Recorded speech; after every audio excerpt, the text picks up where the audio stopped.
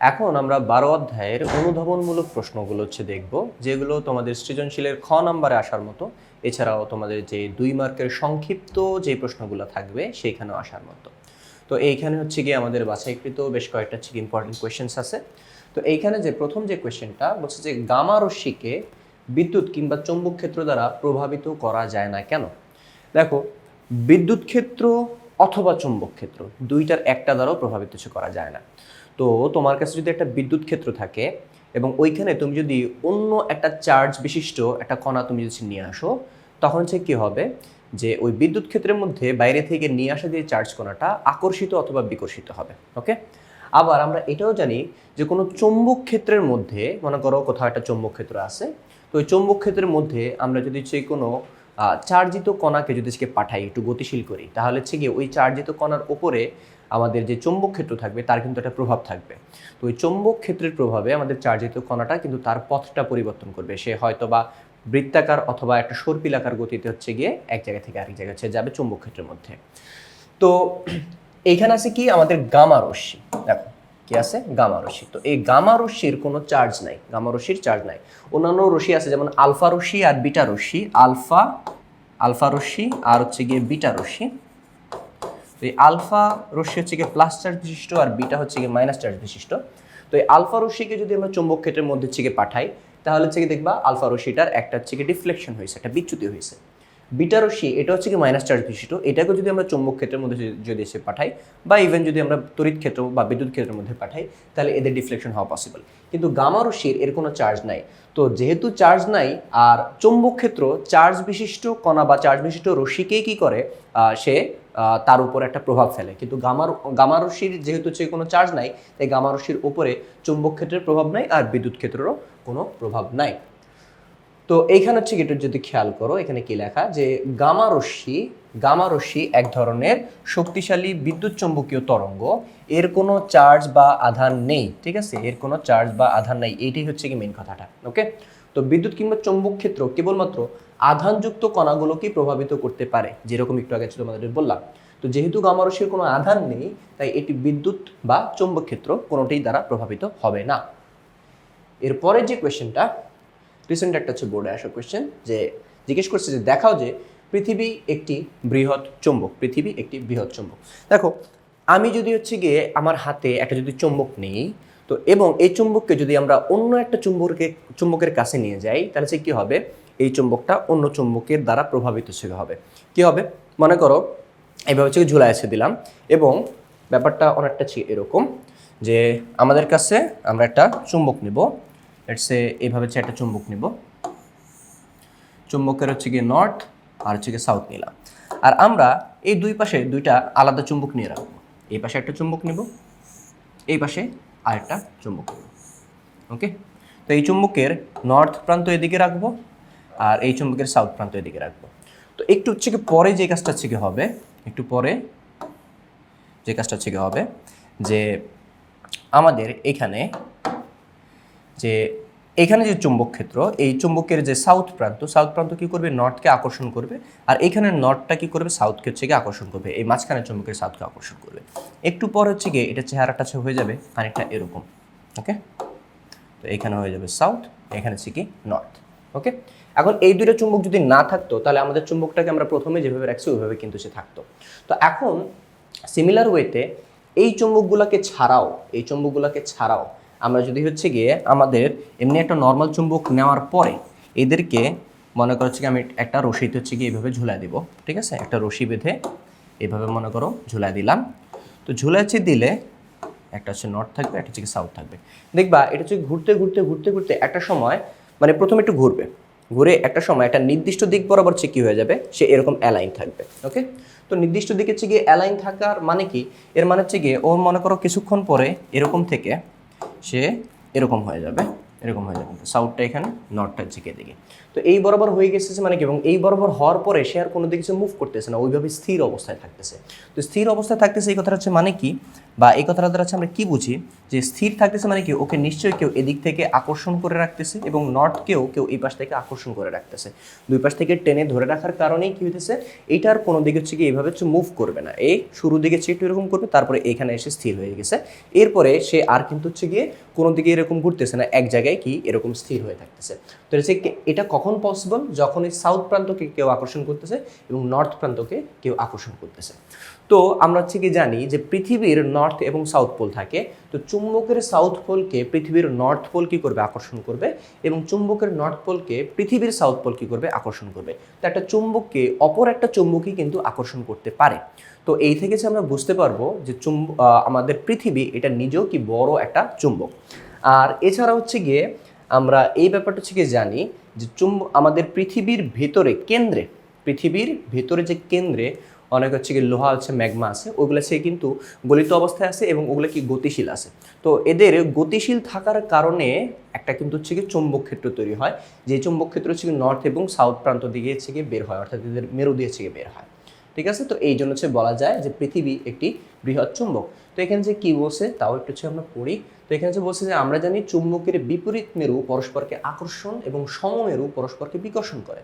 তো যেহেতু পৃথিবী একটি চুম্বক ক্ষেত্র রয়েছে, তাই পৃথিবীর দুই মেরু বরাবর একটি বিশাল দণ্ড চুম্বক যদি কল্পনা করা হয়, তাহলে পৃথিবীর উত্তর মেরু চুম্বকের দক্ষিণ মেরুকে এবং পৃথিবীর দক্ষিণ মেরু চুম্বকের উত্তর মেরুকে আকর্ষণ করবে। এ থেকে প্রমাণিত হয় যে পৃথিবী একটি বৃহৎ চুম্বক, যেরকম হচ্ছে আমরা একটু আগে আলোচনা করলাম। তো এরপরে সলিনয়েডের সাহায্যে কিভাবে তড়িৎচুম্বক সৃষ্টি করা যায়।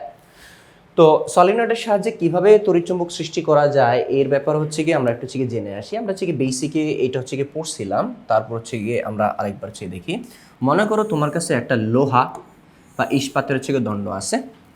এই লোহা বা ইস্পাতের দণ্ডকে তুমি যে কাজটা করবা, একটা হচ্ছে গিয়ে তার দিয়ে এভাবে পেঁচায় দিবা, বা অন্যভাবে হচ্ছে বলা যায় একটা সলিনয়েডের মধ্যে এই পেঁচানো তারকে আমরা কি বলি, সলিনয়েড বলি।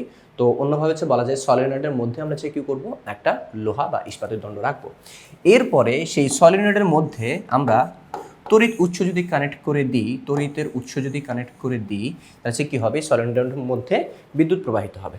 তো বিদ্যুৎ প্রবাহিত হচ্ছে হইলে কি হবে, আমাদের এই মাঝখানে যে দণ্ডটা আছে এই দণ্ডটা একটা চুম্বকে পরিণত হবে। তো এর সাহায্যে হচ্ছে আমরা কি বুঝলাম, এর সাহায্যে হচ্ছে গিয়ে আমাদের কোশ্চেনটা কি ছিল, সলিনয়েডের সাহায্যে কিভাবে তড়িৎ চুম্বক সৃষ্টি করা যায়। তো আমরা এখানে যে কাজটা হচ্ছে করছি সেটা হচ্ছে গিয়ে সলিনয়েডের সাহায্যে সলিনয়েডের মধ্যে বিদ্যুৎ প্রবাহ প্রদান করার মাধ্যমে আমরা কি করছি, যে এই ইস্পাত বা লোহার দণ্ডটা এটাকে হচ্ছে একটা চুম্বকে হচ্ছে পরিণত করছি, এবং যতক্ষণ পর্যন্ত হচ্ছে গিয়ে বিদ্যুৎ প্রবাহটা থাকবে ততক্ষণ পর্যন্ত এটা চুম্বক হিসেবে কাজ করবে। যখনই আমরা বিদ্যুৎ প্রবাহটা বন্ধ করে দিব তখন এটা চুম্বক হিসেবে কাজ করবে না। তো এটা একটা বিদ্যুতের কারণে একটা চুম্বক তৈরি হয়েছে বা তড়িৎ চুম্বক তৈরি হয়েছে। তো এইভাবে আমরা কি করতে পারি, একটা সলিনয়েডের সাহায্যে একটা তড়িৎ চুম্বক তৈরি করতে পারি। আর সলিনয়েডের মধ্যে যখন হচ্ছে বিদ্যুৎ প্রবাহ দিব, সলিনয়েডের মধ্যে কি হবে, একটা চুম্বক ক্ষেত্র তৈরি হবে। ওই চুম্বক ক্ষেত্রের কারণে আমাদের এই লোহা বা হচ্ছে কি ইস্পাতের মধ্যে যে ছোট ছোট অণুগুলো আছে এলোমেলো ভাবে, ওগুলো কি হয়ে যাবে, সজ্জিত হয়ে যাবে। তো যার কারণ হচ্ছে কি ওই যে চুম্বকের আণবিক মতবাদ ওই জায়গাটা তোমরা যদি পড়ে থাকো তাহলে বুঝবা, তাহলে এরা হচ্ছে কি হয়ে যাবে, সুন্দর হচ্ছে কি অ্যালাইন হয়ে যাবে। এই অ্যালাইন হয়ে যাওয়ার হচ্ছে কারণে আমাদের যে ইস্পাত বা লোহার দণ্ডটা আছে ওইটা নিজেও চুম্বকের মতো আচরণ করবে। বিদ্যুৎ প্রবাহ বন্ধ করে দিলে সেই অ্যালাইনমেন্টটা নষ্ট হয়ে যাবে, তখন ওইটা চুম্বকের মতো কাজ করবে না। তো এইভাবেই আমরা কি করতে পারি, সলিনয়েডের সাহায্যে একটা তড়িৎ চুম্বক তৈরি করতে পারি। তো এখানে একটু খেয়াল করি, এখানে কি বলা, যে সলিনয়েডের সাহায্যে কিভাবে তড়িৎচুম্বক সৃষ্টি করা যায়। যে সলিনয়েডের ভিতরে কোনো লোহার দণ্ড ঢুকিয়ে যদি তড়িৎ প্রবাহিত করা হয়, তখন সেটা যে চুম্বক ক্ষেত্র তৈরি করে সেটা লোহার টুকরার ছোট ছোট চুম্বকগুলোকে সারিবদ্ধ করে ফেলে, মানে একটা অ্যালাইনমেন্টে নিয়ে আসে, একটু আগে যেরকম বললাম।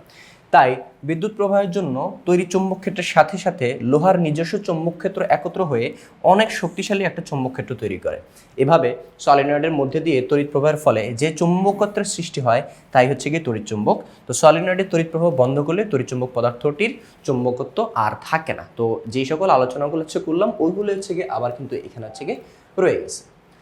তো এরপর হচ্ছে গিয়ে আমরা চতুর্থ কোয়েশ্চেনে চলে আসি। তো এইখানে হচ্ছে কি বলছে, যে তড়িৎবাহী তারের সাথে চুম্বক ক্ষেত্রের সম্পৃক্ততা রয়েছে ব্যাখ্যা করো, অথবা তড়িৎ প্রবাহের ফলে সৃষ্ট চুম্বক ক্ষেত্রের দিক ব্যাখ্যা করো। একই কোয়েশ্চেন। তো আমরা যখন একটা পরিবাহীর মধ্য দিয়ে তড়িৎ প্রবাহিত করব, তখন আমরা জানি ওই তড়িৎ প্রবাহের ফলে ওই পরিবাহীর চারপাশে একটা চুম্বক ক্ষেত্র তৈরি হবে এবং একটা বৃত্তাকার গোল করেছে একটা চুম্বক ক্ষেত্র তৈরি হবে। এখন সেই চুম্বক ক্ষেত্রের দিকটা হচ্ছে গিয়ে কীরকম, ওইটা হচ্ছে কি আমরা কিভাবে নির্ণয় করতে পারবো, ওইটাই হচ্ছে গিয়ে আমাদের এখানে যে দেখা গেছে মানে জিজ্ঞেস করছে। তো দেখো এখানে যে কী বলছে যে তড়িৎবাহী তারের মধ্যে বিদ্যুৎ প্রবাহের ফলে চুম্বক ক্ষেত্র সৃষ্টি হয়, আর ডান হাতের সূত্র ব্যবহার করে কোন দিকে বিদ্যুৎ প্রবাহিত হলে কোন দিকে চুম্বক ক্ষেত্র তৈরি হবে সেটা বের করা যায়। মানে আমরা ডান হাতের যে নিয়ম থাম্ব রুল, সেই থাম্ব রুল দিয়ে হচ্ছে গিয়ে আমরা যদি এটা যদি একটা পরিবাহী হয় তাহলে পরিবাহীর আমি এই বরাবর যদি বিদ্যুৎ প্রবাহ করি তাহলে চুম্বক ক্ষেত্রটা কোন দিক থেকে তৈরি হবে, আবার যদি আমি এই বরাবর বিদ্যুৎ প্রবাহ করি তাহলে হচ্ছে আমাদের চুম্বক ক্ষেত্রটা কোন দিক থেকে তৈরি হবে, এটা কিন্তু হচ্ছে আমরা ডান হাতের থাম্ব রুল দিয়ে বের করতে পারি, রাইট হ্যান্ড থাম্ব রুল। তো এরপর হচ্ছে কি বলছে যে বিদ্যুৎ প্রবাহ বাড়িয়ে কমিয়ে চুম্বক ক্ষেত্র বাড়ানো কমানো যায়। আর আরেকটা হচ্ছে কথা যেটা এখানে যেটা হচ্ছে বললো যে আমি যত বেশি বিদ্যুৎ প্রবাহ করব, বিদ্যুৎ প্রবাহের মান আমার যত বেশি হবে, আমার ওই তার বা পরিবাহীর আশেপাশে যে চুম্বক ক্ষেত্রটা তৈরি হবে ওইটা তত বেশি শক্তিশালী হবে। তড়িৎ প্রবাহ যদি আমি বেশি করি চুম্বক ক্ষেত্র শক্তিশালী হবে, তড়িৎ প্রবাহ যদি আমি কম করি তাহলে আর চুম্বক ক্ষেত্র অত বেশি শক্তিশালী হবে না। ওকে, এরপর সে কি বলছে, একটি লম্বা বৈদ্যুতিক তারের মধ্য দিয়ে বুড়ো আঙ্গুলের দিক বিদ্যুৎ প্রবাহিত হলে এর চারপাশে বাকি 4 আঙ্গুলের মুষ্টির দিক হচ্ছে গিয়ে আমাদের চুম্বক ক্ষেত্র হয়। ঠিক আছে, আচ্ছা তো এইখানে যে কাজটা চেক করছে, তো দেখো এইখানে একটা হচ্ছে গিয়ে কি করলাম, একটা হচ্ছে গিয়ে তার বা পরিবাহী আমরা নিলাম। তো এখন আমরা যদি হচ্ছে গিয়ে এইখানে মনে করো হচ্ছে গিয়ে তড়িৎ প্রবাহটা যদি আমরা কোন দিক থেকে দেব, যে তড়িৎ প্রবাহটা যদি আমরা এই দিক বরাবর হচ্ছে গিয়ে দিই, নিচ থেকে উপরের দিকে যদি দিই তাহলে হচ্ছে গিয়ে এই যে আমাদের হচ্ছে গিয়ে ডান হাতের বুড়ো আঙ্গুলটা হচ্ছে গিয়ে আমরা কি করব, এই যে এইটা সে মনে করছে পরিবাহী বিদ্যুৎ প্রবাহ এদিকে হচ্ছে হইতেছে, তাহলে বিদ্যুৎ প্রবাহ যেদিকে হইতেছে আমাদের বুড়ো আঙ্গুলটা ওই বরাবর রাখতে হবে। তারপরে আমাদের বাকি যে 4টা আঙ্গুল থাকবে ওই 4টা আঙ্গুলকে মুষ্টিবদ্ধ করব। তো মুষ্টিবদ্ধ করলে আমাদের বাকি 4টা আঙ্গুল যেই দিক থেকে ঘুরবে ওইটাই হবে আমাদের চৌম্বক ক্ষেত্রের দিক। তাহলে হচ্ছে গিয়ে এইটা যদি আমার পরিবাহী তার হয়, এইটা যদি আমার বিদ্যুৎ প্রবাহের দিক হয়, মানে আমি এদিক থেকে এদিকে বিদ্যুৎ প্রবাহ করাইতেছি, তাহলে এই যে এদিকে দিয়ে তারপরে আমি কি করব, এভাবে মুষ্টিবদ্ধ করলে আমাদের কিন্তু সার্কেলটা এইভাবে হইতেছে। ঠিক আছে, হ্যাঁ যে এইভাবে হইতেছে, তাহলে হচ্ছে আমাদের চুম্বক ক্ষেত্রের ডিরেকশন কোন দিকে, এদিকে হবে। চুম্বক ক্ষেত্র তো হচ্ছে কি গোল করে হবে এদিকে। এখন চুম্বক ক্ষেত্রটা কি এদিক থেকে এদিকে যেতেছে নাকি এদিক থেকে এদিকে যেতেছে, ওইটা বোঝার জন্য কিন্তু আমরা রাইট হ্যান্ড থাম্ব রুলটা ইউজ করি। ঠিক আছে, ডান হাতের বৃদ্ধাঙ্গুল রুলটা। এখন যদি ঘটনাটা যদি উল্টা ঘটাই, অর্থাৎ আমরা তড়িৎ প্রবাহটা যদি গিয়ে এবার উল্টা দিকে দিই, মানে এইভাবে যদি দিই, তখন সে কি হবে, তখন যে দেখো আমাদের ডান হাতের বৃদ্ধাঙ্গুলিটা বিদ্যুৎ প্রবাহ কোন দিকে হইতেছে, এই যে নিচের দিকে হইতেছে, তো আমরা নিচের দিকে ছুঁয়ে ধরবো। ঠিক আছে, এই যে এই বরাবর। তারপর আমরা কি করব, আঙ্গুলগুলো মুষ্টিবদ্ধ করব। তো আঙ্গুল মুষ্টিবদ্ধ করলে কি হবে, এই বরাবর হচ্ছে কি হবে আমাদের চুম্বক, মানে আঙ্গুলগুলো ঘুরতেছে, তার মানে চুম্বক ক্ষেত্রের ডিরেকশনটা কি হবে, এদিকে হবে। ঠিক আছে, তো এইভাবে আমরা ডান হাতের মাধ্যমে কি করতে পারি, যে একটা পরিবাহীর মধ্য দিয়ে কোন দিক থেকে কোন দিকে বিদ্যুৎ প্রবাহ হইতেছে এর সাহায্যে আমরা কিন্তু চুম্বক ক্ষেত্রের ডিরেকশনটা কিন্তু সাথে সাথে বের করে নিতে পারি। এছাড়াও যদি আমাদের কাছে একটা স্প্রিং এর মতো যদি একটা সলিনয়েড থাকে, ঠিক আছে, যদি একটা সলিনয়েড থাকে, তখন হচ্ছে গিয়ে এই সলিনয়েডের মধ্যে আমাদের চুম্বক ক্ষেত্র, দেখো আমরা একটা সলিনয়েড হচ্ছে গিয়ে এখানে যদি কল্পনা করি, এই যেরকম যদি সেটা সলিনয়েড যদি আমাদের কাছে থাকে, তো সলিনয়েডের চুম্বক ক্ষেত্রগুলো হচ্ছে কীরকম হয় তোমরা নিশ্চয় হচ্ছে গিয়ে জানো, এরকম হচ্ছে গিয়ে হয়। ঠিক আছে, তারপরে এইভাবে হচ্ছে গিয়ে এইভাবে ঘুরে এসে তারপর হচ্ছে কিন্তু আবার এদিক থেকে প্রবেশ করে, এটা হচ্ছে কিন্তু আবার এদিকে ঘুরে এসে এদিকে প্রবাহিত হয়। তো এরকম হচ্ছে গিয়ে হয়। এখন কোন দিক থেকে বের হইতেছে আর কোন দিকে প্রবেশ করতেছে এটা কীভাবে বুঝবো, কি এদিক থেকে বের হয়ে এদিকে প্রবেশ করতেছে না এদিক থেকে বের হয়ে এদিকে প্রবেশ করতেছে, তা কিন্তু হচ্ছে আমি জানি না। তো এইটা হচ্ছে কি আমরা ওই ডান হাতের রুল থেকে বের করতে পারি। ব্যাপারটা হচ্ছে কি কীরকম, যে এটা কীভাবে বের করবো, যে আমরা যখন এর মধ্যে দিয়ে সলিনয়েডের মধ্যে যখন বিদ্যুৎ প্রবাহিত করবো, তখন দেখো বিদ্যুৎটা কীভাবে প্রবাহিত হবে, বিদ্যুৎটা হচ্ছে কিন্তু এভাবে ঘুরে ঘুরে প্রবাহিত হবে। হ্যাঁ, বিদ্যুৎটা কিন্তু এভাবে ঘুরে ঘুরে প্রবাহিত হবে। তো এই ক্ষেত্রে হচ্ছে গিয়ে যে বিদ্যুৎ যেদিকে ঘুরতেছে বা বিদ্যুতের যে ঘূর্ণনের দিকটা ওই দিকের সময় আমরা কি করবো, এই আমাদের 4টা আঙ্গুল দেবো। তো এটা হইতেছে কীরকম, এইরকম হইতেছে। ঠিক আছে, আমি একটু যদি এইখানে দেখাই, এভাবে ঘুরে ঘুরে এই বরাবর আসতেছে। ঠিক আছে, ওকে, এই হচ্ছে দেখো আমাদের হচ্ছে গিয়ে আঙ্গুলগুলো যদি মিলাই, তাহলে সে গিয়ে এই যে এইভাবে কিন্তু ঘুরতেছে, এই যে এইভাবে। তো এইভাবে ঘুরলে তো আঙ্গুলগুলো ঘোরানোর পর আমার বৃদ্ধাঙ্গুলিটা যেদিকে থাকবে ওইটা হবে আমাদের চুম্বক ক্ষেত্রের দিক, অর্থাৎ নর্থ পোল। তো হচ্ছে গিয়ে এই এক্সাম্পল অনুযায়ী তো আমাদের হচ্ছে গিয়ে চুম্বক ক্ষেত্রের যে ডিরেকশনটা এটা হবে কোন দিকে, এই দিকে। সো এইটা হচ্ছে কি আমাদের নর্থ পোল, আর এইটা কি, এটা হচ্ছে কি আমাদের সাউথ পোল, অর্থাৎ এদিক থেকে প্রবেশ করতেছে। তো আশা করি হচ্ছে এটা হচ্ছে আমরা বুঝতে পারছি। তো ওইটার ব্যাপারে এখানে এসে বলছে যদি স্প্রিংয়ের মতো যদি হচ্ছে গিয়ে হয় বা যদি সলিনয়েড হয়, তখন হচ্ছে গিয়ে আমাদের এই যে বুড়ো আঙ্গুলের দিকটা হবে চুম্বক ক্ষেত্রের দিক, এবং বাকি যে 4টা আঙ্গুল ওটা হচ্ছে গিয়ে আমাদের বিদ্যুৎ প্রবাহের দিক। তো এইভাবে হচ্ছে আমরা কি করতে পারি, এইভাবে আমরা তড়িৎ প্রবাহের কারণে সৃষ্ট যে চুম্বক ক্ষেত্র হচ্ছে গিয়ে আছে, সেই চুম্বক ক্ষেত্রের দিক কিন্তু আমরা নির্ণয় করতে পারি। এরপর হচ্ছে গিয়ে যে বৈদ্যুতিক পাখায় তড়িৎ মোটর ব্যবহার করা হয় কেন, ব্যাখ্যা করো। ঠিক আছে, শুধু বৈদ্যুতিক পাখায় না, ঘুরতেছে যেই যন্ত্রটা হচ্ছে ঘুরবে ওই রকম যে কোনো হচ্ছে গিয়ে যন্ত্রতেই বা মেশিনেই আমরা কিন্তু তড়িৎ মোটর ইউজ করি। কেন, তড়িৎ মোটরের কাজটা কি, তড়িৎ মোটরের কাজটা হচ্ছে গিয়ে যে তড়িৎ মোটরের ভিতরে হচ্ছে কি থাকে, দুই পাশে দুটো হচ্ছে চুম্বক থাকে, আর মাঝখানে থাকে হচ্ছে গিয়ে আমাদের একটা কয়েল, ঠিক আছে, বা আর্মেচার আমরা বলতে পারি, একটা হচ্ছে কয়েল থাকে, একটা তামার তার হচ্ছে কয়েল থাকে। তো তামার তারের কয়েলের মধ্যে যখন হচ্ছে আমরা বিদ্যুৎ প্রবাহ হচ্ছে করব, তখন হচ্ছে গিয়ে আমরা জানি যে কোনো পরিবাহীর মধ্যে বিদ্যুৎ প্রবাহ করলে কি হয়, ওই পরিবাহীর আশপাশে একটা চুম্বক ক্ষেত্র তৈরি হয়। ঠিক আছে, তো মনে করো হচ্ছে গিয়ে কীরকম হচ্ছে গিয়ে হবে এরকম, যে আমি যদি এখানে হচ্ছে দেখাই যে আমাদের মোটরের যে গঠন, এখানে হচ্ছে লেটস সে নর্থ, এখানে হচ্ছে গিয়ে মনে করো সাউথ প্রান্ত, দুই পাশে দুটো চুম্বক আছে, শক্তিশালী চুম্বক। আর এরপর হচ্ছে কী করবো আমরা হচ্ছে গিয়ে এইখানে একটা হচ্ছে গিয়ে যে তারের কুণ্ডলী, সেই কুণ্ডলীর মধ্যে আমরা কী করবো, বিদ্যুৎ প্রবাহিত করবো। তো বিদ্যুৎ প্রবাহিত করলে যে কাজটা হবে, আমরা জানি কোনো তারের মধ্যে দিয়ে এখন বিদ্যুৎ প্রবাহ করলে তার আশপাশ জুড়ে কি হয়, একটা চুম্বক ক্ষেত্র কিন্তু তৈরি হয়। ওই চুম্বক ক্ষেত্র আর বাইরে যে চুম্বকটা রাখছে সেই চুম্বক ক্ষেত্র, তো এই দুইটা চুম্বক ক্ষেত্রে কি হয়, বিকর্ষণ হয়। বিকর্ষণের কারণে কি হয়, বিকর্ষণের কারণে একে সরাই দিতে চায়, তো এটা এভাবে ঘুরে যায়। ওর পাশে গেলে হচ্ছে তখন কি হয়, আকর্ষণ করে। তো ও বিকর্ষণ করতেছে, আকর্ষণ করতেছে, তখন হচ্ছে কি ও ধাক্কা দিয়ে সরাই দিতে চাইতেছে, আর ও টান দিয়ে নিজের কাছে নিয়ে আসতে চাইতেছে, তো এরকম হচ্ছে ঘুরবে। তো এই প্রসেসটাই বারবার রিপিট করার মাধ্যমে কি হয়, মাঝখানে যে অংশটা থাকে ওটা বারবার এরকম ঘুরতে থাকে। তো মোটরটা হচ্ছে মোটামুটি এই কনসেপ্ট হচ্ছে গিয়ে বানানো। ওকে, তো যেহেতু হচ্ছে গিয়ে মোটর ইউজ করে কোনো জিনিসকে কি ঘোরানো হচ্ছে গিয়ে যায়, তাই ঘুরতেছে এমন যে কোনো জিনিস হচ্ছে গিয়ে আমরা তড়িৎ মোটর ইউজ করি। তো আমাদের যে বৈদ্যুতিক পাখা, ওইটাও কি হয়, ওটা হচ্ছে গিয়ে ঘোরা দিয়ে হচ্ছে গিয়ে কাজ, কারণটা ঘুরলে বাতাস তৈরি হবে। তো এইখানে এই জন্য হচ্ছে কী হয়, আমাদের তড়িৎ মোটরটা ইউজ করা হয়। তো এইখানে হচ্ছে খেয়াল করি, দেখো কি বলছে এখানে, যে বৈদ্যুতিক মোটর তড়িৎ চৌম্বক ধর্মকে কাজে লাগিয়ে তড়িৎ শক্তিকে যান্ত্রিক তথা ঘূর্ণন শক্তিতে রূপান্তরিত করে। আমরা এইখানে যা দেখছিলাম এক্স্যাক্টলি হচ্ছে গিয়ে সেই কথাটাই কিন্তু হচ্ছে গিয়ে বলছে। তো এইখানে হচ্ছে গিয়ে কী হয়েছে, যে দেখো এখানে আমরা কি করছিলাম, এই বরাবর বিদ্যুৎ প্রবাহিত করছি, ঠিক আছে, সো তড়িৎ শক্তি পাঠাইছি। ওকে, তড়িৎ শক্তি, তো এই তড়িৎ শক্তির কারণে, তড়িৎ প্রবাহের কারণে এই পাশে চুম্বক ক্ষেত্র তৈরি হয়েছে।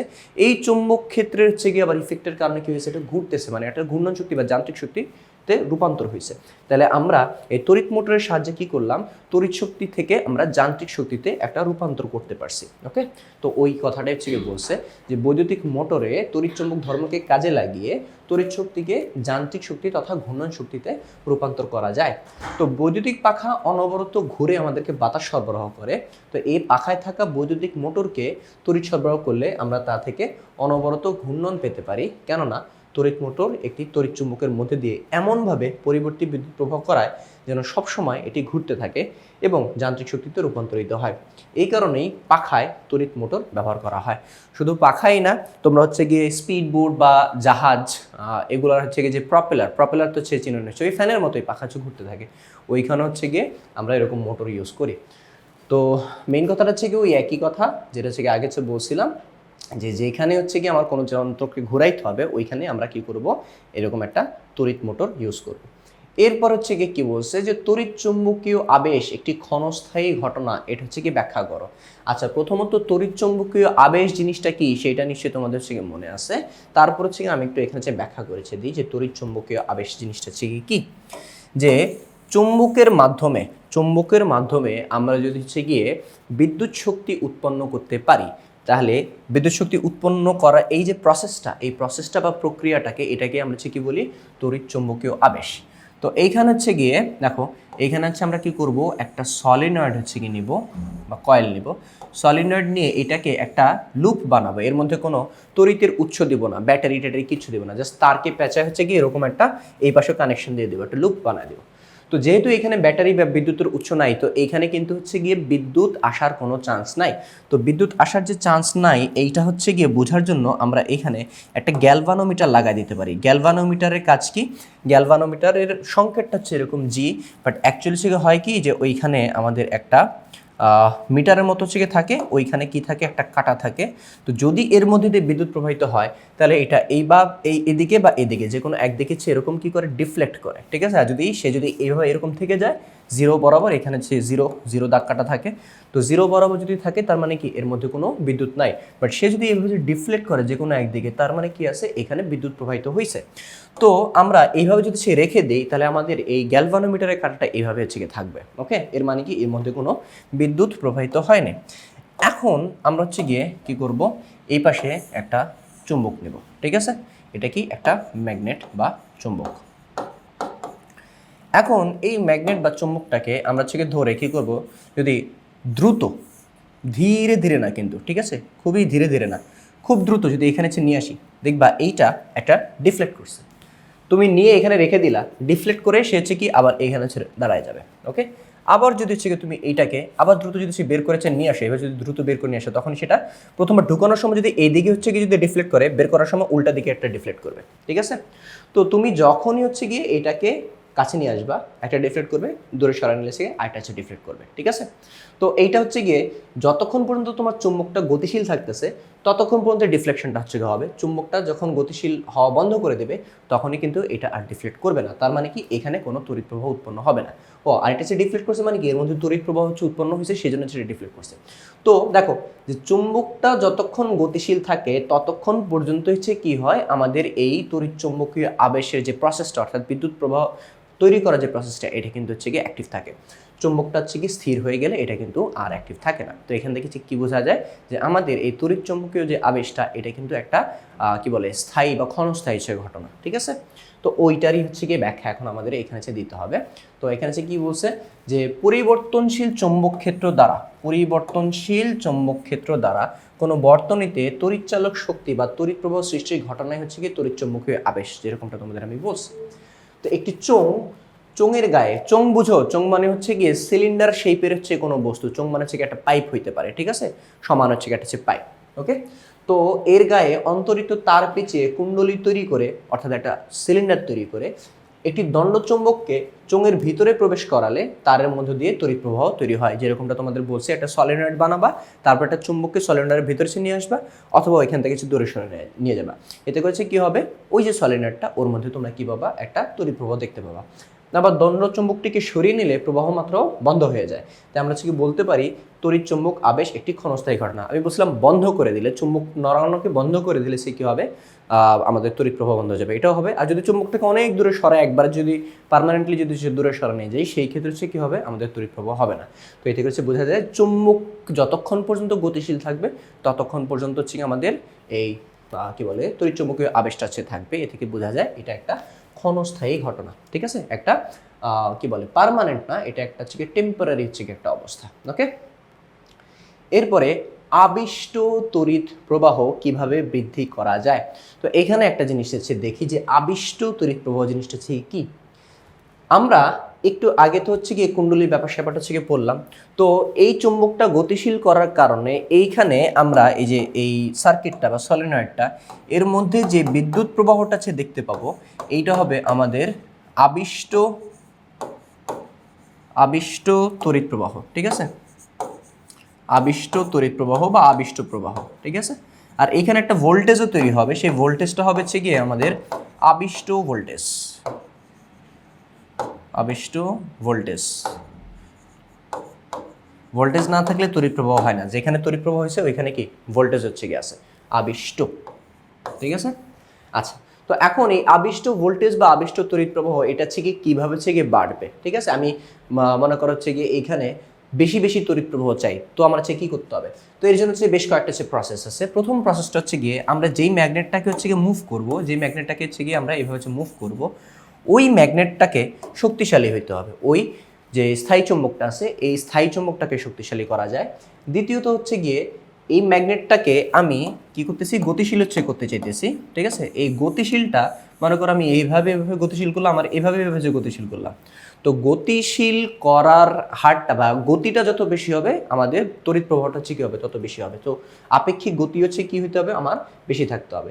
সেকেন্ড যে কি থার্ড যে কাহিনীটা, এখানে প্যাচ সংখ্যা কি হতে হবে, বেশি হতে হবে।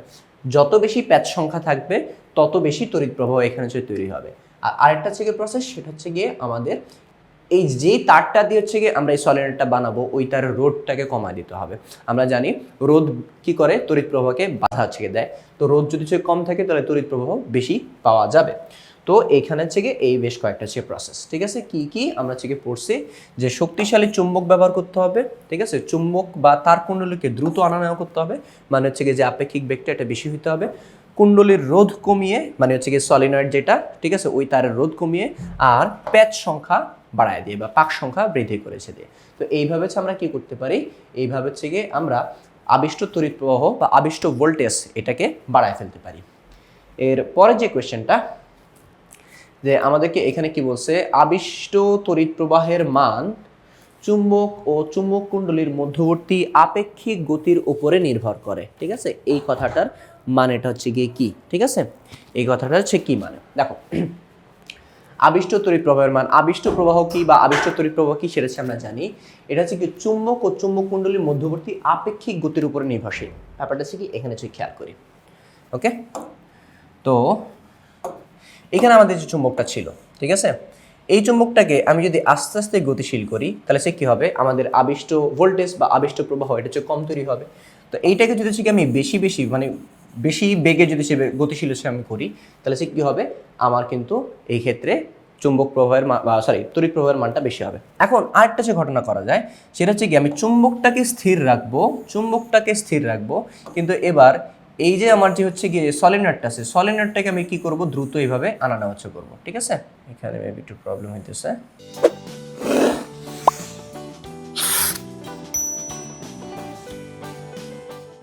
আচ্ছা, তো এইটাকে আমি কি করবো, এইভাবে দ্রুত আনা নেওয়া করব।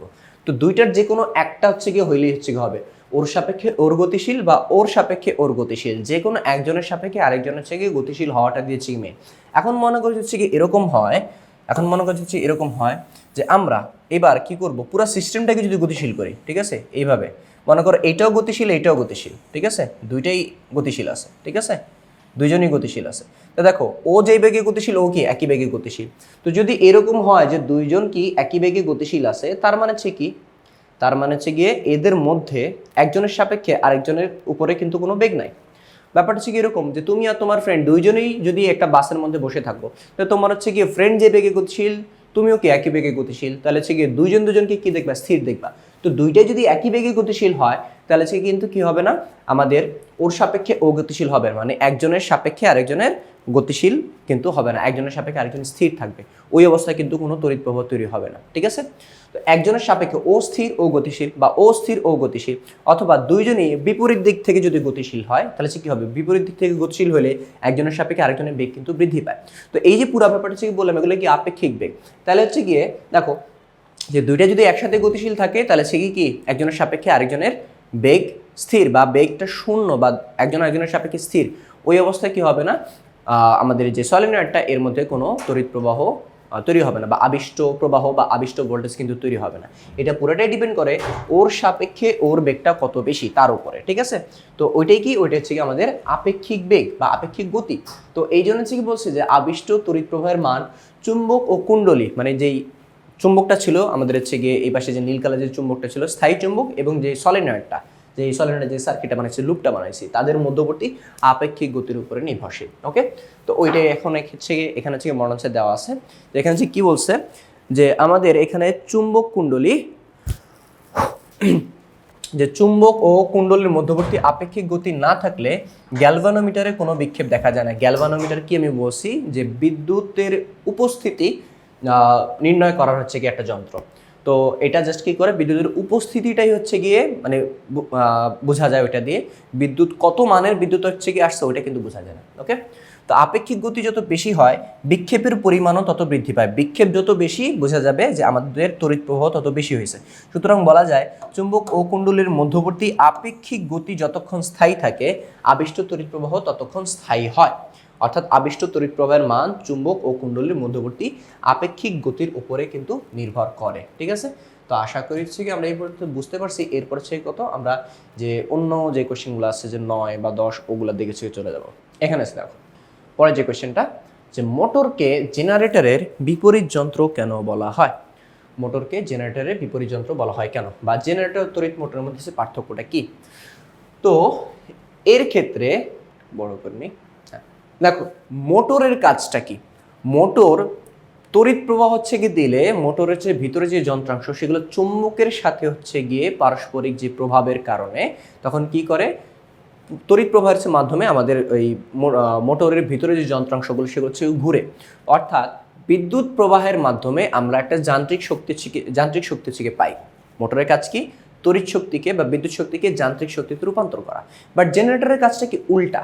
জেনারেটর কি করে, জেনারেটরে আমরা কি করি যে প্রথমে আমরা কি করি যে জীবাশ্ম জ্বালানি দিই, লেটস সে ডিজেল বা পেট্রোল এসব দিই। এর সাহায্যে আমাদের হচ্ছে জেনারেটরটা প্রথমে ঘুরে, অর্থাৎ যান্ত্রিক শক্তিতে রূপান্তরিত হয়। ওই যান্ত্রিক শক্তিটা ইউজ করে পরে সে কি করে বিদ্যুৎ শক্তি আমাদের হচ্ছে আবার ফেরত দেয়। অর্থাৎ সহজ ভাষায় বলতে পারি যে আমরা জেনারেটরে যান্ত্রিক শক্তিকে বিদ্যুৎ শক্তিতে রূপান্তর করে, আর মোটর কি করে বিদ্যুৎ শক্তি থেকে যান্ত্রিক শক্তিতে রূপান্তর করে। অর্থাৎ দুজনের কাজটা কিন্তু হচ্ছে কি উল্টা, এবং এদের মেকানিজমও তুমি যদি হচ্ছে কি পড়ো তোমাদের বইতে আছে, এবং হচ্ছে এগুলো আমরা বেসিকে আলোচনা করছি যে আমাদের মোটর কি করা হয়, মোটরের থেকে আমরা তড়িৎ প্রবাহ দিলে ওই পরিবাহীর আশপাশে চুম্বক ক্ষেত্র তৈরি হবে, ওই চুম্বক ক্ষেত্র এবং মোটরের পাশে যেই স্থায়ী চুম্বক লাগানো থাকে তাদের হচ্ছে কি একজন আরেকজনের প্রভাবের কারণে জিনিসটা হচ্ছে ঘুরে যায়। আর ওইখানে হচ্ছে কি করে আমাদের জেনারেটরের মধ্যের অংশটাকে হচ্ছে ঘোরায় এবং পাশে হচ্ছে কি চুম্বক থাকে, তো ঘোরাইলে হচ্ছে গিয়ে কি হয়, একটা হচ্ছে গিয়ে তড়িৎ প্রবাহ হচ্ছে তৈরি হয়। অর্থাৎ পুরো প্রসেসটাই কিন্তু একজন আরেকজনের বিপরীত, অর্থাৎ ভাইস ভার্সা। ঠিক আছে, এই জন্য হচ্ছে আমরা বলতে পারি যে মোটর হচ্ছে গিয়ে জেনারেটরের বিপরীত যন্ত্র, অথবা জেনারেটর মোটরের বিপরীত যন্ত্র। ঠিক আছে, তো এইখানে হচ্ছে গিয়ে দেখো কি বলছে যে মোটর আর হচ্ছে গিয়ে জেনারেটরের গঠন স্ট্রাকচার কিন্তু অনেকটা একই হলেও এদের ক্রিয়ানীতি পরস্পরের বিপরীত। ঠিক আছে, তো ব্যাপারটা হচ্ছে কিরকম, আমি এইখানে হচ্ছে গিয়ে বেশি দেখাই। আমরা হচ্ছে গিয়ে এখানে যে একটু আগে মোটরের যে অংশগুলো হচ্ছে গিয়ে আঁকছিলাম ওইটা মেবি মুছে দিয়েছি, হ্যাঁ ওটা মুছে গেছে। আচ্ছা যাই হোক, দেখো দুইটার গঠন কি থাকবে, সেম থাকবে। প্রথমে হচ্ছে আমরা কি করব, বিদ্যুৎ প্রবাহ করে ঘোরাবো, আর একটা হচ্ছে গিয়ে অন্য কোনোভাবে এটা হচ্ছে ঘুরাই দিলে কি আবার বিদ্যুৎ প্রবাহ হচ্ছে ব্যাক পাবো। এই হচ্ছে মেইন কথাটা। ওকে, তো এখানে কি করতেছে, মোটর তড়িৎ শক্তিকে যান্ত্রিক শক্তিতে রূপান্তর করে, অপরদিকে জেনারেটর যান্ত্রিক শক্তিকে তড়িৎ শক্তিতে রূপান্তর করে। আবার তড়িৎবাহী তারের উপর চুম্বক ক্ষেত্রের প্রভাবকে কাজে লাগিয়ে মোটর তৈরি করা হয়। অন্যদিকে তড়িৎচুম্বক আবেশ নীতির উপর ভিত্তি করে জেনারেটর তৈরি করা হয়। এই সকল কারণে মোটরকে জেনারেটরের বিপরীত যন্ত্র বলা যায়। অথবা এখান থেকে আমাদের জেনারেটর মোটরের পার্থক্য বলতে পারে। তো পার্থক্যগুলো তোমরা এইভাবে দিয়ে দিতে পারো, বা ছক করে হচ্ছে কি তোমরা দিয়ে দিতে পারো, যার যেভাবে হচ্ছে মন চায় ওইভাবে দিতে পারো, একটা দিলেই হবে। ওকে, এরপর যে কোয়েশ্চেনটা, যে ট্রান্সফরমার ডিসি ভোল্টেজে কাজ করে না হচ্ছে কি কেন? ওকে, ট্রান্সফরমারের যে মেইন কাজ সেটা হচ্ছে গিয়ে যে চুম্বক ক্ষেত্রের পরিবর্তনের কারণে ভোল্টেজকে আপ ডাউন হচ্ছে করা। মানে ব্যাপারটা হচ্ছে কি আমরা একটু আগে সলিনয়েড হচ্ছে গিয়ে কি পড়ছিলাম, যে সলিনয়েডের কাছে যখন আমরা চুম্বককে নিয়ে আসি তখন কি হয়, চুম্বক ক্ষেত্র একবার বাড়ে একবার হচ্ছে কমে। তো চুম্বক ক্ষেত্রের পরিবর্তন হয়, চুম্বক ক্ষেত্রের পরিবর্তন হওয়ার কারণে কি হয়, ওখানে একটা ভোল্টেজ ইন্ডিউসড হয় বা আবিষ্ট ভোল্টেজ তৈরি হয় ওইখানে। তো আমাদের ট্রান্সফরমারে আমরা কি করতে পারি, ট্রান্সফরমার তার চুম্বক আনা নেওয়া করবো না, ট্রান্সফরমার আমাদের বিদ্যুৎ প্রবাহ হচ্ছে দিতে হবে। তো বিদ্যুৎ প্রবাহটা যদি পরিবর্তী প্রবাহ হয়, অর্থাৎ এসি প্রবাহ হচ্ছে গিয়ে হয়, তাহলে এই পরিবর্তী প্রবাহের কারণে আমাদের যে চুম্বক ক্ষেত্রটা তৈরি হবে ওইটাও কিন্তু পরিবর্তনশীল চুম্বক ক্ষেত্র হচ্ছে তৈরি হবে। এই জন্য হচ্ছে কি হবে, আমাদের প্রাইমারি কয়েলে এক ধরনের ভোল্টেজ পাবো, সেকেন্ডারি কয়েলে আরেক ধরনের ভোল্টেজ পাবো। ওকে, কিন্তু আমরা যদি ডিসি ভোল্টেজ দিই, ডিসি ভোল্টেজ মানে হচ্ছে কি একমুখী প্রবাহ, অর্থাৎ এই প্রবাহের কোনো হচ্ছে গিয়ে দিকটা হচ্ছে পরিবর্তন হয় না। এতে করে আমরা একটা স্থির মানের মানে অপরিবর্তনশীল একটা চৌম্বক ক্ষেত্র হচ্ছে পাবো। তো অপরিবর্তনশীল চৌম্বক ক্ষেত্রে হচ্ছে কি হয় না, আবার হচ্ছে আমাদের কোনো ভোল্টেজ ইনডিউসড হয় না। কারণ হচ্ছে গিয়ে আমাদের যে মেইন যে কাহিনীটা সেটা হচ্ছে গিয়ে এসি কারেন্ট যদি হচ্ছে গিয়ে দিই, এসি কারেন্টের ফলে হচ্ছে কি হয়, বিদ্যুতের যে প্রবাহের যে দিকটা এটা চেঞ্জ হয়। বিদ্যুৎ প্রবাহের দিক চেঞ্জ হওয়ার কারণে কি আমাদের চৌম্বক ক্ষেত্রটাও চেঞ্জ হয়। মেইন কথাটা হচ্ছে কি এখানে চৌম্বক ক্ষেত্রের পরিবর্তন, কিন্তু ডিসি প্রবাহে চৌম্বক ক্ষেত্রের মানটা সেম থাকে বাট সেম থাকে। তো ওইখানে কি হয় না, আমাদের চৌম্বক ক্ষেত্রের পরিবর্তন হয় না। আর যেহেতু কোনো চৌম্বক ক্ষেত্রের পরিবর্তন হয় না, তাই ওইখানে কোনো ভোল্টেজ তৈরি হয় না। এই জন্য ট্রান্সফরমারে ডিসি ভোল্টেজ কাজ করে না। ট্রান্সফরমারের মেইন কাজটা কি, ট্রান্সফরমারের মেইন কাজটা হচ্ছে কি ভোল্টেজটাকে কমানো বা বাড়ানো। তো এখন আমাদের চৌম্বক ক্ষেত্র যদি সেম থাকে বা অপরিবর্তনশীল হয়, তাহলে কি আমাদের ভোল্টেজ হচ্ছে কি অপরিবর্তনশীল থাকবে, অর্থাৎ ভোল্টেজ বাড়বেও না, কমবেও না। তো ডিসি ভোল্টেজ দিয়েছে আমাদের কোনো কাজ নাই। তো এই জন্য হচ্ছে গিয়ে ট্রান্সফরমারে ডিসি ভোল্টেজ কাজ করে না। তো এখানে হচ্ছে দেখি যে ট্রান্সফরমার তড়িৎচুম্বকীয় আবেশের ভিত্তিতে কাজ করে একটি পরিবর্তনশীল চৌম্বক ক্ষেত্র তৈরি করে। ঠিক আছে, পরিবর্তনশীল চৌম্বক ক্ষেত্র, এটা হচ্ছে মেইন কথা। তো ট্রান্সফরমারে ডিসি ভোল্টেজ নেওয়া হলে এর একমুখী প্রবাহের কারণে কোনো আবিষ্ট ভোল্টেজ উৎপন্ন হয় না, ফলে ট্রান্সফরমার কাজ করে না। ঠিক আছে, কেন আবিষ্ট ভোল্টেজ তৈরি হয় না? কারণ ডিসি ভোল্টেজে আমাদের যে চৌম্বক ক্ষেত্রটা তৈরি হয় ওটা একটা সুষম চৌম্বক ক্ষেত্র, ওর মানটা ফিক্স থাকে। ঠিক আছে, আর চৌম্বক ক্ষেত্র সুষম মানে এই চৌম্বক ক্ষেত্রের মানে পরিবর্তন হইতেছে না। চৌম্বক ক্ষেত্রের মানে যদি পরিবর্তন না হয় তাহলে আমাদের কি হবে না, ভোল্টেজটাও চেঞ্জ হবে না। ঠিক আছে, তার জন্য হচ্ছে কি করতে হবে, আমাদের এসি ভোল্টেজ নিতে হবে। কেন? কারণ ট্রান্সফরমার কাজ করে পরিবর্তনশীল চৌম্বক ক্ষেত্রের জন্য। ঠিক আছে, আর সেটা তৈরি হয় এসি ভোল্টেজ থেকে। কারণ এসি ভোল্টেজ বারবার দিক বদলায়, ফলে চৌম্বকীয় ক্ষেত্র বারবার পরিবর্তিত হয় এবং ট্রান্সফরমার কাজ করে। অন্যদিকে ডিসি ভোল্টেজ তড়িৎ চৌম্বক ক্ষেত্রেও পরিবর্তন হয় না, তাই ট্রান্সফরমারে ডিসি ভোল্টেজ কাজ করে না। আশা করি হচ্ছে কি এটা তোমরা ভালোভাবে বুঝতে পারছো। এটা হয়ে যাওয়ার হচ্ছে কি পরে আমরা তারপরে যে হচ্ছে কোশ্চেনটা ওইটাতে চলে আসি, যে ট্রান্সফরমার শুধুমাত্র পর্যায়বৃত্ত প্রবাহ পরিবর্তন করে কেন? ঠিক আছে, পর্যায়বৃত্ত মানে হচ্ছে গিয়ে ওই এসি ভোল্টেজে হচ্ছে গিয়ে মানে কাজ করাচ্ছে কেন, মানে সেম কোশ্চেন জাস্ট ডিফারেন্ট ভাবে হচ্ছে গিয়ে জিজ্ঞেস করা, যে ট্রান্সফরমার শুধুমাত্র পর্যায়বৃত্ত প্রবাহ পরিবর্তন করে কেন, একই কথা। হ্যাঁ, তা আমরা জাস্ট এখানে ব্যাখ্যা না দিলাম, জাস্ট হচ্ছে কি এখানে জিনিসটা হচ্ছে দেখে যায়। তো ট্রান্সফরমার তড়িৎচুম্বকীয় আবেশ নীতিতে কাজ করে। এই তত্ত্ব অনুসারে একটি পরিবর্তনশীল চৌম্বক ক্ষেত্র তড়িৎচালক শক্তি বা ভোল্টেজ তৈরি করতে পারে, যা এসি প্রবাহ বা পর্যায়বৃত্ত প্রবাহের মাধ্যমে সম্ভব। কেন সম্ভব এটা আগের কোশ্চেন হচ্ছে কি বলছি। তো ট্রান্সফরমারে পর্যায়বৃত্ত প্রবাহের উৎস লাগালে এর লোহার করে চুম্বকত্ব বাড়বে কমে, ওই যে চুম্বক ক্ষেত্রটা চেঞ্জ হবে, পরিবর্তনশীল হবে এবং দিকটাও পরিবর্তন হবে, অর্থাৎ ক্রমাগত চুম্বক ক্ষেত্রের পরিবর্তন হবে, মানে একটা পরিবর্তনশীল চৌম্বক ক্ষেত্র আমরা হচ্ছে পাবো। লোহার কোরের অন্য পাশে মানে দুইটা তো হচ্ছে গিয়ে থাকবে, মানে কয়েল থাকবে, একটা হচ্ছে প্রাইমারি কয়েল বা মুখ্য কয়েল, আর একটা হচ্ছে গিয়ে সেকেন্ডারি কয়েল বা গৌণ কয়েল। তো অন্য যে কয়েলটা হচ্ছে গিয়ে থাকবে, তো মানে সেকেন্ডারি কয়েল, ওইখানে যে অপরিবাহী আবরণে ঢাকা যে তার পেঁচানো হচ্ছে গিয়ে আছে, মানে সেকেন্ডারি কয়েলের কথা বলতেছে, সেই প্যাচগুলাতে বা সেকেন্ডারি যে কয়েলের মাঝেও লোহার কোরের ভিতর দিয়ে চৌম্বক ক্ষেত্রের ক্রমাগত পরিবর্তন হতে থাকবে। এই পরিবর্তন পাশের কয়েলে এটি তড়িৎচালক শক্তি বা ইএমএফ তৈরি করে, যা একটি পর্যায়বৃত্ত তড়িৎ প্রবাহ উৎপন্ন করে। অপর্যায়বৃত্ত প্রবাহের উৎসে এই ধরনের পরিবর্তন সম্ভব নয়, মানে ডিসি যে কারেন্ট ওইটার দ্বারা এটা সম্ভব নয়। এই কারণে ট্রান্সফরমার শুধুমাত্র পর্যায়বৃত্ত প্রবাহের পরিবর্তন করতে পারে, ডিসিটা পারে না। ঠিক আছে, এরপরে স্টেপ আপ ট্রান্সফরমার, এটা হচ্ছে একটু ব্যাখ্যা করো। ঠিক আছে, তো স্টেপ আপ ট্রান্সফরমার, ঠিক আছে, এটা আমি তোমাদের হচ্ছে যদিও অলরেডি হচ্ছে গিয়ে বেসিক পার্ট হচ্ছে গিয়ে তোমাদের একটু দেখা দিয়েছিলাম, তারপর হচ্ছে গিয়ে এখানে তোমাদের ছোটো দেখাই যে স্টেপ আপ ট্রান্সফরমার এইটা হচ্ছে গিয়ে আমরা কখন বুঝবো যে কোনটা কীভাবে কেমনে কী কাজ করে। তো দেখো স্টেপ আপ ট্রান্সফরমার, তো স্টেপ আপ ট্রান্সফরমার জিনিসটা হচ্ছে কি, আমরা ট্রান্সফরমার পাইছি হচ্ছে গিয়ে দুই ধরনের, একটা হচ্ছে গিয়ে স্টেপ আপ, একটা হচ্ছে গিয়ে স্টেপ ডাউন। তো নাম থেকে বুঝতে পারতেছো এটা কোনো কিছুকে আপ করবে বা বাড়ায় দিবে, আর এটা হচ্ছে কোনো কিছুকে ডাউন করবে বা কমায় দিবে। তো স্টেপ আপ ট্রান্সফরমারের আরেকটা হচ্ছে নাম আছে উচ্চধাপী ট্রান্সফরমার, আরেকটা নাম আছে আরোহী ট্রান্সফরমার। তো নিম্নধাপী আরেকটা নাম হচ্ছে গিয়ে অবরোহী। ঠিক আছে, তো হচ্ছে গিয়ে কি স্টেপ আপ স্টেপ ডাউন। তো স্টেপ আপ কি করতেছে, কিছু জিনিসকে আপ করে দিচ্ছে বা বাড়ায় দিচ্ছে, কাকে বাড়ায় দিচ্ছে গিয়ে ভোল্টেজটাকে বাড়ায় দিতেছে। আর স্টেপ ডাউন কি করতেছে গিয়ে ভোল্টেজটাকে কমায় দিতেছে। তো আমাদের যে ট্রান্সফরমারটা হচ্ছে গিয়ে থাকবে, তো লেটস সে মনে করো হচ্ছে গিয়ে আমাদের ট্রান্সফরমারের আর্মেচারটা যদি এখানে যদি আমরা আঁকি, এটা মনে করো আমাদের একটা ট্রান্সফরমারের আর্মেচার। ওকে, তো এখন হচ্ছে আমরা কি করব, এইখানে তার দিয়ে প্যাচ দিয়ে দেবো। ঠিক আছে, এইখানে হচ্ছে কি করব, তার দিয়ে প্যাচ দেবো। ওকে, তো এইখানে মনে করছে আমার হচ্ছে ট্রান্সফরমার হচ্ছে তৈরি হয়েছে। আর আমরা হচ্ছে কি করব, আরেকটা হচ্ছে ট্রান্সফরমার হচ্ছে নিব এই পাশে।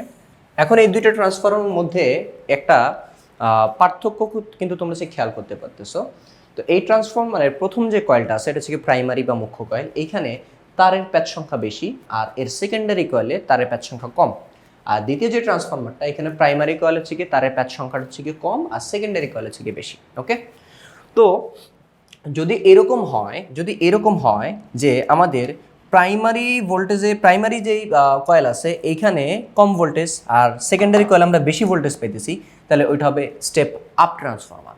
আর যদি এরকম হয় আমাদের প্রাইমারি কয়েলে ভোল্টেজটা বেশি, সেকেন্ডারি কয়েলে ভোল্টেজটা কম, তাহলে সেটা হবে স্টেপ ডাউন ট্রান্সফরমার। ঠিক আছে, তাহলে হচ্ছে গিয়ে এইখান থেকে আমরা বলতে পারি যে প্রাইমারি কয়েলের ভোল্টেজ থেকে সেকেন্ডারি কয়েলের ভোল্টেজটা যদি বেশি হয় তাহলে সেটা স্টেপ আপ ট্রান্সফরমার। ওকে, আবার একটা হচ্ছে কথা যে একটা কুণ্ডলিতে প্যাচ সংখ্যা মানে এন যত বেশি হবে ভোল্টেজ কি হবে তত বেশি হবে। ঠিক আছে, ভোল্টেজ কি হবে তত বেশি হবে। তো এখন এখানে হচ্ছে খেয়াল করো যে এই দুইটার মধ্যে এইখানে হচ্ছে কি থাকবে, আমার একটা হচ্ছে গিয়ে ভোল্টেজ হচ্ছে গিয়ে থাকবে এইখানে ভিপি, এখানে হচ্ছে কত সেকেন্ডারি কয়েলের ভোল্টেজ ভিএস। এইখানে হচ্ছে গিয়ে এখানে প্যাচ সংখ্যা বেশি, প্যাচ সংখ্যা বেশি মানে কি ভোল্টেজ বেশি, প্যাচ সংখ্যা কম মানে হচ্ছে কি ভোল্টেজ কম। তো এখানে প্যাচ সংখ্যা বেশি মানে কি ভিপি বা প্রাইমারি কয়েলের ভোল্টেজটা বেশি, এখানে প্যাচ সংখ্যা কম মানে কি ভিএস মানে সেকেন্ডারি কয়েলের ভোল্টেজ সংখ্যাটা হচ্ছে কি ভোল্টেজের মানটা হচ্ছে কি কম। তাহলে এখানে আমরা বলতে পারি এইটা হচ্ছে কি আমাদের স্টেপ ডাউন ট্রান্সফরমার। কেন? কারণ এখানে সেকেন্ডারি কয়েলের ভোল্টেজটা কম। অন্যদিকে এইখানে প্রাইমারি কয়েলের হচ্ছে কি প্যাচ সংখ্যাগুলো কি কম, সেকেন্ডারি কয়েলের প্যাচ সংখ্যা বেশি, যেখানে প্যাচ সংখ্যা বেশি ওখানে কি ভোল্টেজ বেশি। তো এটা কি আমাদের ভিএস, এটা হচ্ছে কি আমাদের ভিএস বা সেকেন্ডারি কয়েলের ভোল্টেজ, এটা কি আমাদের ভিপি মানে হচ্ছে প্রাইমারি কয়েলের ভোল্টেজ। এইখানে আমাদের প্রাইমারি কয়েলের ভোল্টেজ থেকে সেকেন্ডারি কয়েলের হচ্ছে কি প্যাচ সংখ্যাটা সেকেন্ডারি কয়েলের ভোল্টেজটা বেশি।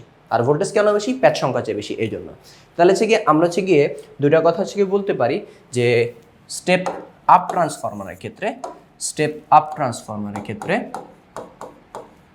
বা স্টেপ আপ ট্রান্সফরমার কীভাবে চিনব সেটা হচ্ছে গিয়ে আমাদের প্রাইমারি কয়েলের চাইতে সেকেন্ডারি কয়েলের ভোল্টেজটা বেশি, এটা দিয়ে হচ্ছে একটা চিনতে পারি।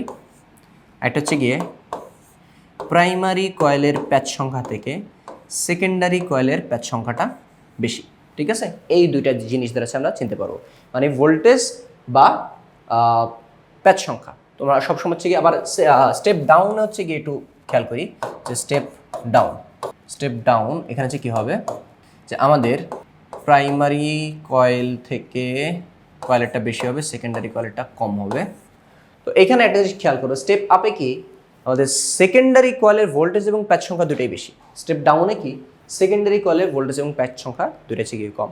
তার মানে আমরা সেকেন্ডারি কয়েলের দিকে তাকাবো, সেকেন্ডারি কয়েলের ভোল্টেজ অথবা প্যাচ সংখ্যা দুইটার একটাও যদি প্রাইমারি কয়েলের থেকে বেশি হয় তাহলে সেটা স্টেপ আপ, যদি কম হয় সেটা কি স্টেপ ডাউন ট্রান্সফরমার। ঠিক আছে, আরেকটা ওয়েতে হচ্ছে দেখা যায় সেটা হচ্ছে গিয়ে আমাদের তড়িৎ প্রবাহটার বেলায় আবার হচ্ছে গিয়ে উল্টা।